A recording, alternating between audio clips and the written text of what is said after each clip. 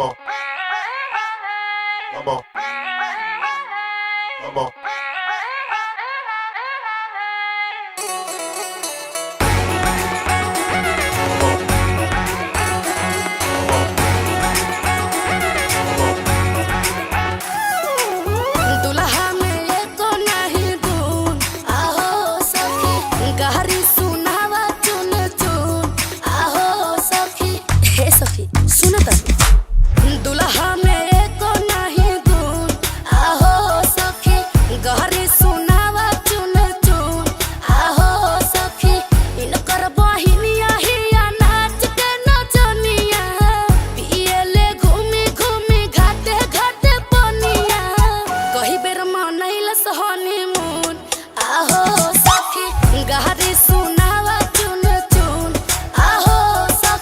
अरे भाई सौर की तो गाड़ी देती है तो लो हमार जवाब सुना।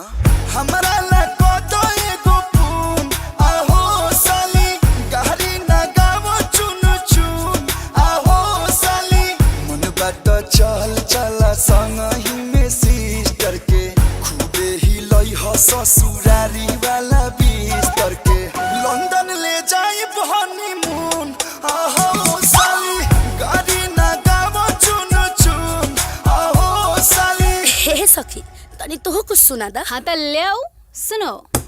कैला तू दहेज में डिमांड बबुआ एसी टीवी कूलर ब्रांड बबुआ अरे अपने तो बड़ा चिला गोजुरो नियन खोजेला बहिन हमर चांद बबुआ हथिया हथिया सोर कैला गोदा हो ना ले ओइलो हथिया हथिया सोर कैला गोदा हो ना ले ओइलो जाए बहिन बेचनु तू ना मावा हसइलो जाए बहिन बेचनु तू ना मावा हसइलो जाए बहिन बेचनु तू।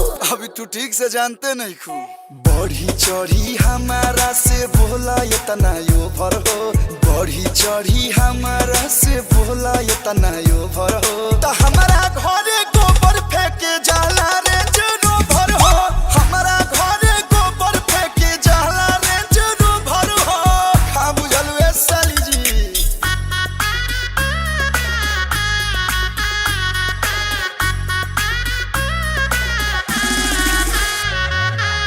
गोरे गोरे बड़े तोहर बाप महतरिया हो गोरे गोरे बड़े तोहर बाप महतरिया हो तू कैसे कोरिया हो गइला आहो दुल्हा कहसा के थरिया हो गइला आहो दुल्हा ए तनी समाधियो के देखला त आवा सभा का सब तोर में रील क्रिएटर में सभा का सब तोर में रील क्रिएटर में समधि के बहनिया नाचे सोनपुर थिएटर में समधि के बहनिया नाचे सोनपुर थिएटर में समधि के बहनिया नाचे। अरे ढेर देर से चुप बाड़ू तू कुछ गादा। हाँ तो ला सुना सखी सुता के ले ले पंडित जी बैठा के ले